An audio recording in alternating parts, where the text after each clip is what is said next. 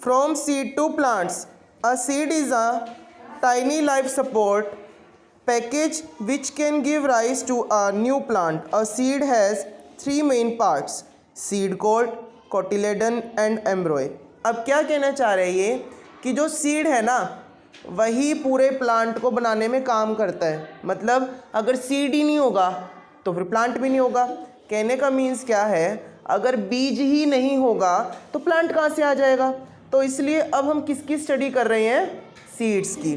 तो सीड्स के अंदर तीन पार्ट होते हैं, पहला सीड कोट, दूसरा कोटिलेडन और तीसरा एम्ब्रॉय। अब हम पढ़ेंगे होते क्या हैं, हमें पता नहीं है क्या होते हैं। फर्स्ट आता है seed coat. It is the outer covering that protects the baby plant inside the seed. The seed coat has a tiny hole through which the seed gets water. अब वो क्या कहना चाह रहे हैं कि जो सीड कोट है ये क्या करता है, ये बीज के ऊपर की लेयर है। मतलब सीड के ऊपर जो लेयर होती है ना वो लेयर सीड कोट होती है। अब जो सीड कोट है, सीड कोट जो है वो ऊपर की लेयर हो गई और उसी के अंदर क्या होता है, एक छोटा सा होल होता है जिसके थ्रू अगर पानी कोई बीज में डालता है तो वो सीड तक पहुंचता है।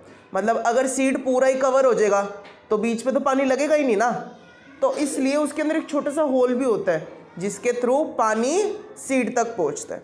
नेक्स्ट आता है सीड लीव्स और कोटिलेडन्स।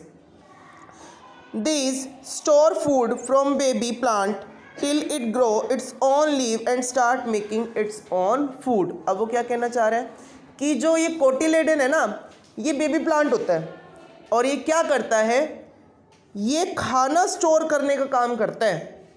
मतलब सीड जो है, अगर सीड को न्यूट्रिएंट्स नहीं मिलेंगे तो सीड भी ख़त्म हो जाएगा ना। बीज भी तो वही उगता है ना जिसके अंदर जान होती है, जो अच्छा होता है। अब आप लोगों ने देखा होगा किसान क्या करते हैं, मतलब जो किसान है वो क्या करते हैं, तुमने देखा भी होगा कि बीज गिरने से पहले किसान एक बार बीज को पानी में डाल के देखता है, तो जो बीज बेकार होता है वो पानी के ऊपर आ जाता है। तो बेकार कैसे हो गया, बीज तो सारे ही है ना। क्वेश्चन ये है कि बेकार हुआ तो हुआ कैसे, क्वेश्चन यहीं से राइज हो रहा है। तो वो कैसे बेकार हुआ, जब उस बीज को पोषण देना ख़त्म हो गया ना, जब पोषण नहीं मिलने लगा उसे, तब उस बीज ने अपने आप को ही खाते खाते ख़त्म कर दिया।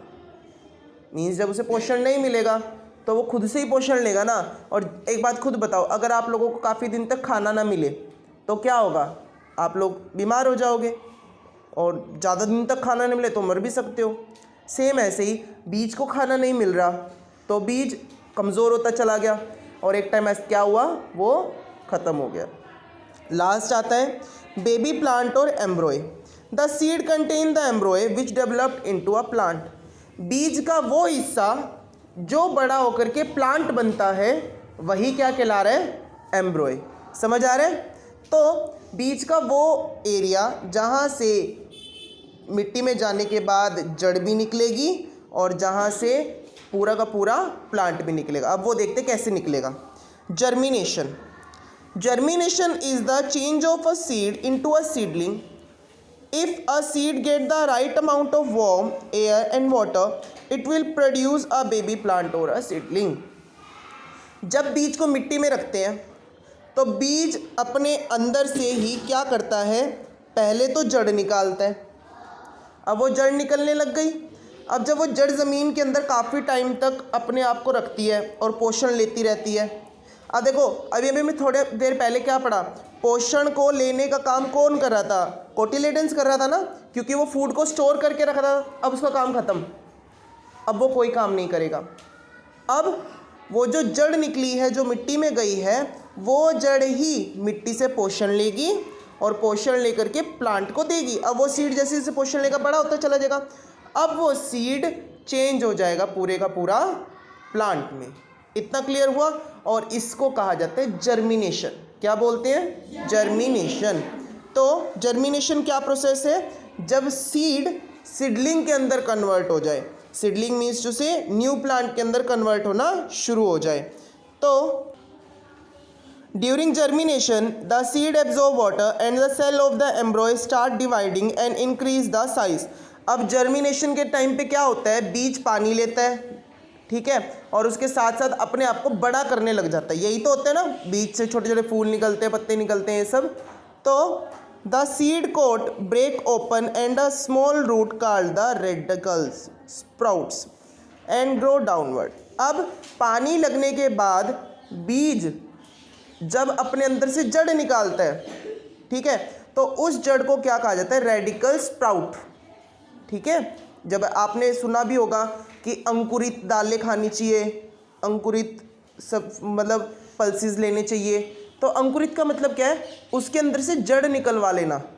जैसे करते भी हैं हम, रात को पानी में दाल में पानी भिगोकर सो जाते हैं, फिर अगले दिन उसको गीले कपड़े में छोड़ देते हैं, उसमें से जड़ें निकल जाती है वाइट वाइट, उसी को ही बोलते हैं sprout. This is the beginning of the root system. ये शुरुआत होती है सीड का प्लांट के अंदर कन्वर्ट होने का, मतलब ये स्टार्टिंग पॉइंट है। This is followed by the growth of plumule, a small shoot which grow upward and produce the stem and leaves forming the shoot system of the plant. यही क्या करते हैं? यही जो स्प्राउट था ये तो ज़मीन में चला गया, और जो वो बीज था ना वो बाहर निकलने लगेगा, और वो पूरे के पूरे प्लांट में कन्वर्ट हो जाएगा।